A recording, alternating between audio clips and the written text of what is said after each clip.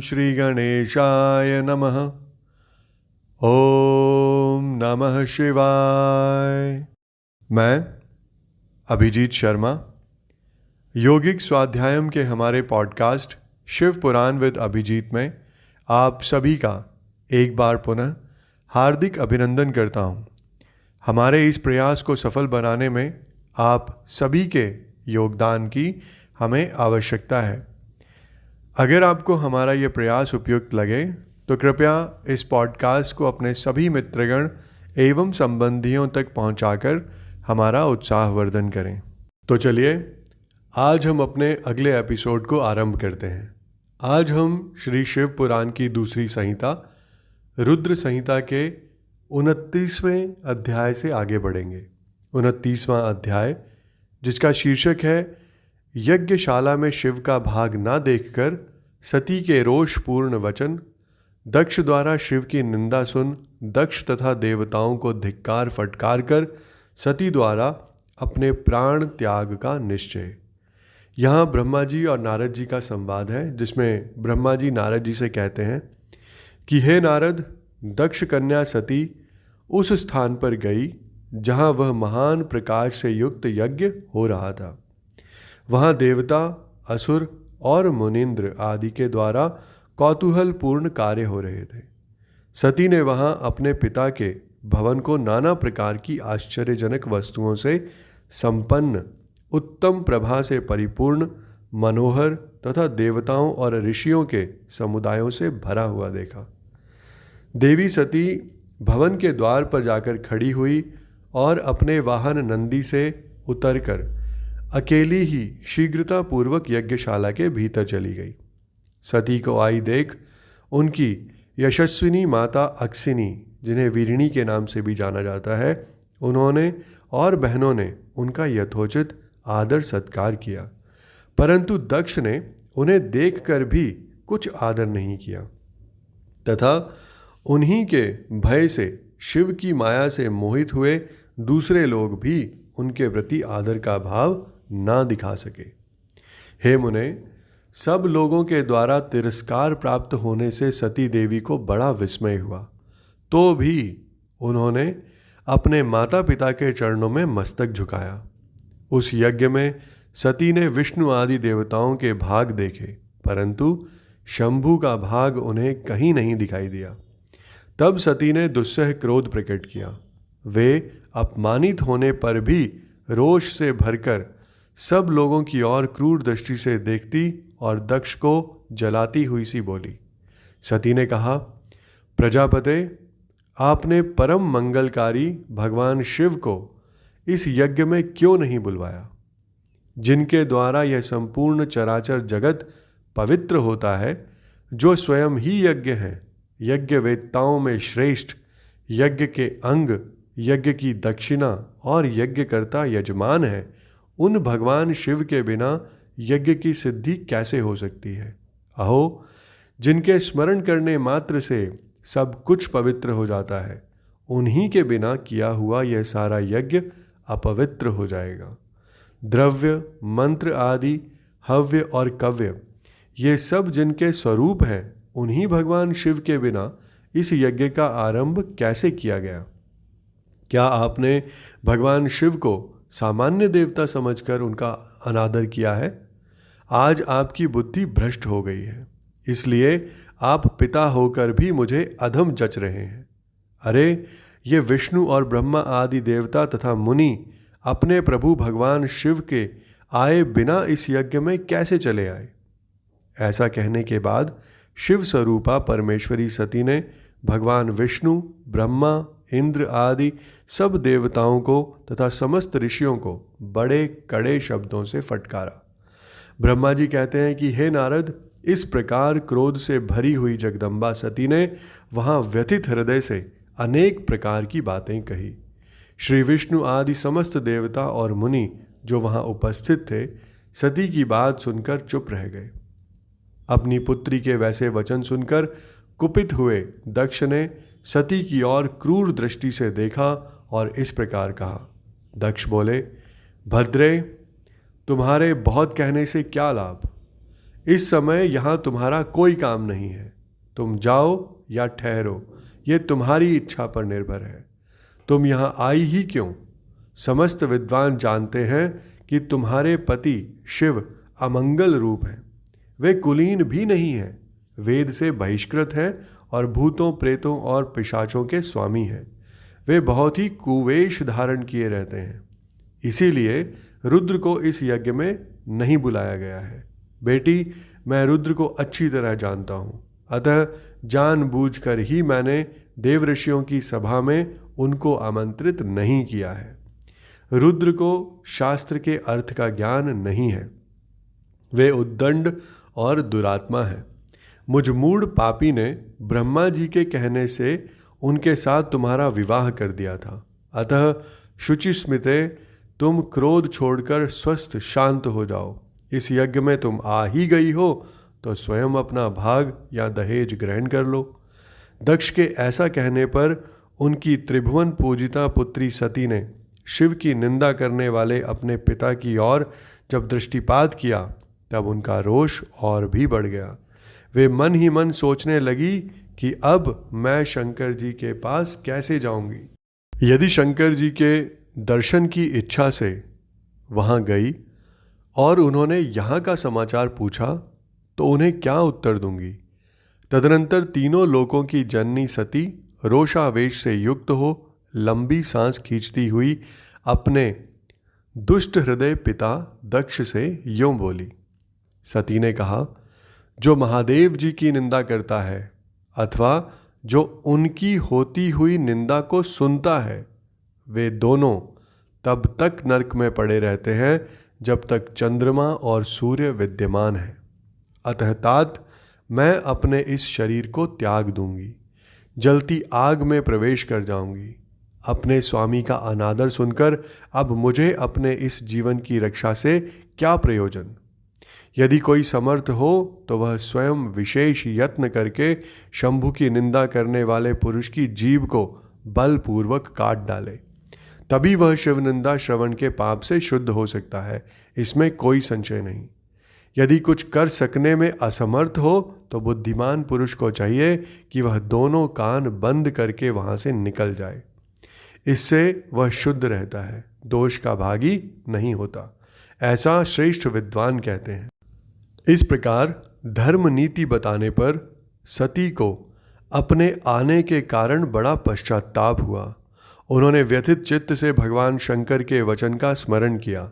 फिर सती अत्यंत कुपित हो दक्ष से, उन विष्णु आदि समस्त देवताओं से तथा मुनियों से भी निडर होकर बोली।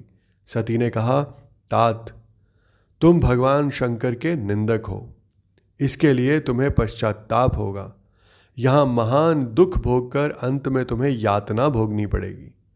इस लोक में जिनके लिए ना कोई प्रिय है ना अप्रिय है, उन निर्वैर परमात्मा शिव के प्रतिकूल तुम्हारे सिवा दूसरा कौन चल सकता है। जो दुष्ट लोग हैं वे सदा ईर्ष्यापूर्वक यदि महापुरुषों की निंदा करें तो उनके लिए यह कोई आश्चर्य की बात नहीं है। परंतु जो महात्माओं के चरणों की रज से अपने अज्ञान अंधकार को दूर कर चुके हैं, उन्हें महापुरुषों की निंदा शोभा नहीं देती।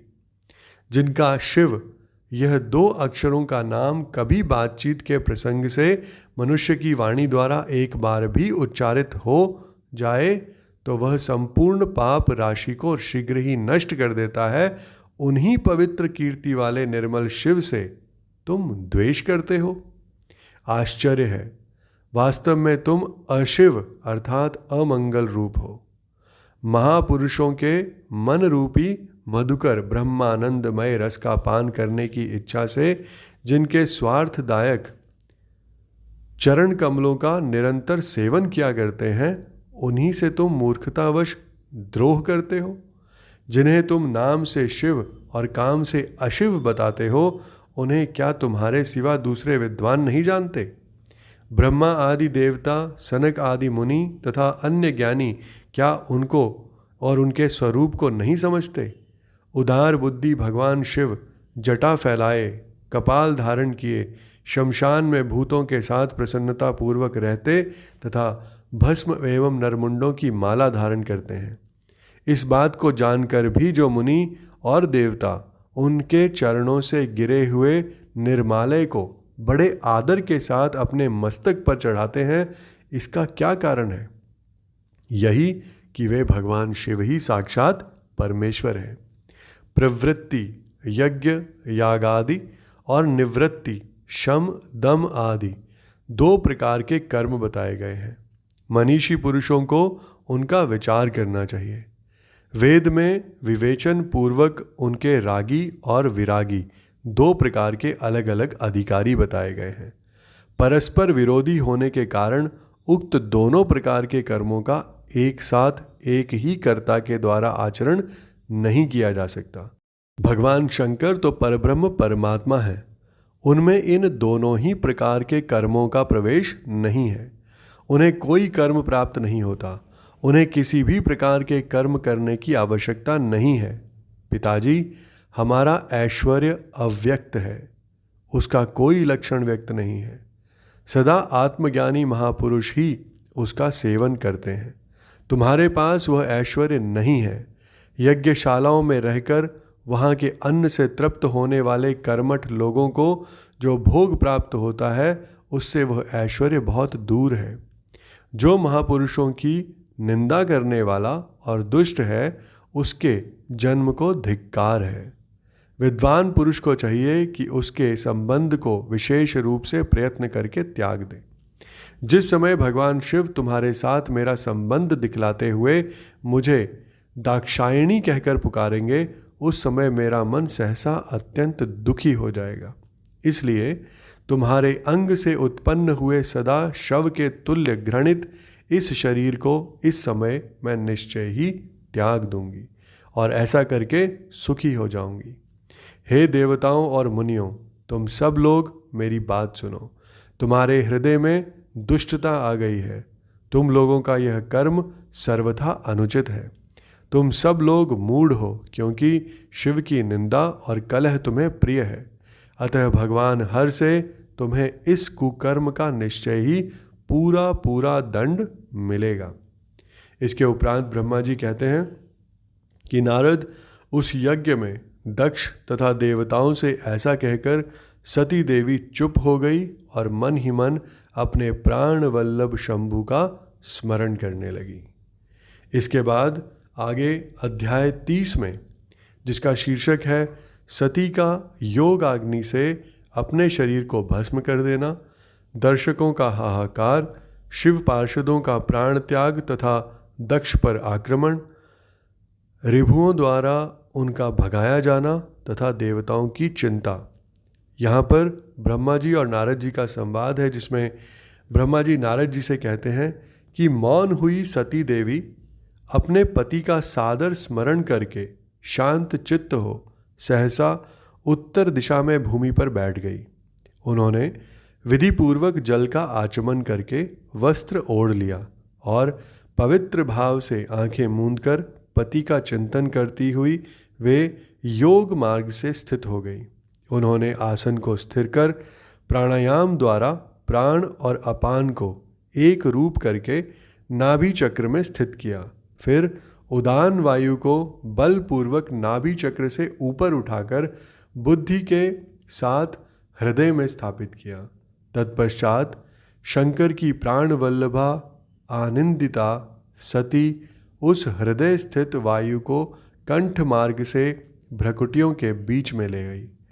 इस प्रकार दक्ष पर कुपित हो सहसा अपने शरीर को त्यागने की इच्छा से सती ने अपने संपूर्ण अंगों में योग मार्ग के अनुसार वायु और अग्नि को धारण किया। तदनंतर अपने पति के चरणारविंदों का चिंतन करती हुई सती ने अन्य सब वस्तुओं का ध्यान भुला दिया। उनका चित्त योग मार्ग में स्थिर हो गया था, इसलिए वहाँ उन्हें पति के चरणों के अतिरिक्त और कुछ नहीं दिखाई दिया। मुनिश्रेष्ठ, सती का निष्पाप शरीर तत्काल गिरा और उनकी इच्छा के अनुसार योग अग्नि से जलकर उसी क्षण भस्म हो गया। उस समय वहाँ आए हुए देवता आदि ने जब यह घटना देखी तब वे बड़े जोर से हाहाकार करने लगे। उनका वह महान, अद्भुत, विचित्र एवं भयंकर हाहाकार आकाश में और पृथ्वी तल पर सब और फैल गया। लोग कह रहे थे, हाय, महान देवता भगवान शंकर की परम प्रेयसी सती देवी ने किस दुष्ट के दुर्व्यवहार से कुपित हो अपने प्राण त्याग दिए। अहो, ब्रह्मा जी के पुत्र इस दक्ष की बड़ी भारी दुष्टता तो देखो। सारा चराचर जगत जिसकी संतान है, उसी की पुत्री मनस्विनी सती देवी, जो सदा ही मान पाने के योग्य थी, उसके द्वारा ऐसी निरादृत हुई कि प्राणों से ही हाथ धो बैठी।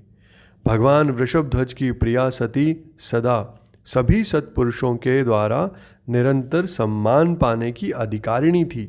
वास्तव में उसका हृदय बड़ा ही असहिष्णु है। वह प्रजापति दक्ष ब्राह्मण द्रोही है, इसलिए सारे संसार में उसे महान अपयश प्राप्त होगा। उसकी अपनी ही पुत्री उसी के अपराध से जब प्राण त्याग करने को उद्यत हो गई, तब भी उस महानरक भोगी शंकर द्रोही ने उसे रोका तक नहीं। जिस समय सब लोग ऐसा कह रहे थे, उसी समय शिवजी के पार्षद सती का यह अद्भुत प्राण त्याग देख तुरंत ही क्रोधपूर्वक अस्त्र शस्त्र ले दक्ष को मारने के लिए उठ खड़े हुए। यज्ञ मंडप के द्वार पर खड़े हुए वे भगवान शंकर के समस्त 60,000 पार्षद, जो बड़े भारी बलवान थे, अत्यंत रोष से भर गए और हमें धिक्कार है ऐसा कहते हुए भगवान शंकर के गणों के भी सभी वीर यूथपति बारंबार उच्च स्वर से हाहाकार करने लगे। देवऋषि कितने ही पार्षद तो वहाँ शोक से ऐसे व्याकुल हो गए कि वे अत्यंत तीखे प्राण नाशक शस्त्रों द्वारा अपने ही मस्तक और मुख आदि अंगों पर आघात करने लगे। इस प्रकार 20,000 पार्षद उस समय दक्ष कन्या सती के साथ ही नष्ट हो गए। वह एक अद्भुत सी बात हुई। नष्ट होने से बचे हुए महात्मा शंकर के वे प्रमथगण क्रोध युक्त दक्ष को मारने के लिए हथियार लिए उठ खड़े हुए। मुने, उन आक्रमणकारी पार्षदों का वेग देखकर भगवान भृगु ने यज्ञ में विघ्न डालने वालों का नाश करने के लिए नियत अपहता असुराह रक्षांसी वेदिशदः इस यजुर मंत्र से दक्षिणाग्नि की आहुति दी। भृगु के आहुति देते ही यज्ञ कुंड से ऋभु नामक सहस्त्रों महान देवता, जो बड़े प्रबल वीर है, वहाँ प्रकट हुए। मुनीश्वर, उन सबके हाथ में जलती हुई लकड़ियाँ थीं। उनके साथ प्रमथ गणों का अत्यंत विकट युद्ध हुआ, जो सुनने वालों के भी रोंगटे खड़े कर देने वाला था। उन ब्रह्म तेज से संपन्न महावीर ऋभुओं की सब ओर से ऐसी मार पड़ी जिससे प्रमथगण बिना अधिक प्रयास के ही भाग खड़े हुए। उस प्रकार उन देवताओं ने उन शिव गणों को तुरंत मार भगाया। यह अद्भुत सी घटना भगवान शिव की महाशक्तिमती इच्छा से ही हुई थी। वह सब देखकर ऋषि, इंद्रादि देवता, मरुदगण, विश्वदेव, अश्विनी कुमार और लोकपाल चुप ही रहे। कोई सब ओर से आकर वहाँ भगवान विष्णु से प्रार्थना करते थे कि किसी तरह विघ्न टल जाए। वे उद्विग्न हो बारंबार विघ्न निवारण के लिए आपस में सलाह करने लगे। प्रमथ गणों के नाश होने और भगाए जाने से जो भावी परिणाम होने वाला था, उसका भलीभांति विचार करके उत्तम बुद्धि वाले श्री विष्णु आदि देवता अत्यंत उद्विग्न हो उठे थे। मुने, इस प्रकार दुरात्मा शंकर रोही ब्रह्म बंधु दक्ष के यज्ञ में उस समय बड़ा भारी विघ्न उपस्थित हो गया। इसके साथ ही आज का हमारा एपिसोड यहीं संपन्न होता है। मैं कल फिर आपके समक्ष उपस्थित होऊंगा हमारे अगले एपिसोड के साथ, जिसमें हम 31वें अध्याय का अध्ययन करेंगे, जिसका शीर्षक है आकाशवाणी द्वारा दक्ष की भर्त्सना, उनके विनाश की सूचना तथा समस्त देवताओं को यज्ञ मंडप से निकल जाने की प्रेरणा। आप सभी का मुझे इतने धैर्य और ध्यान से सुनने के लिए बहुत बहुत धन्यवाद।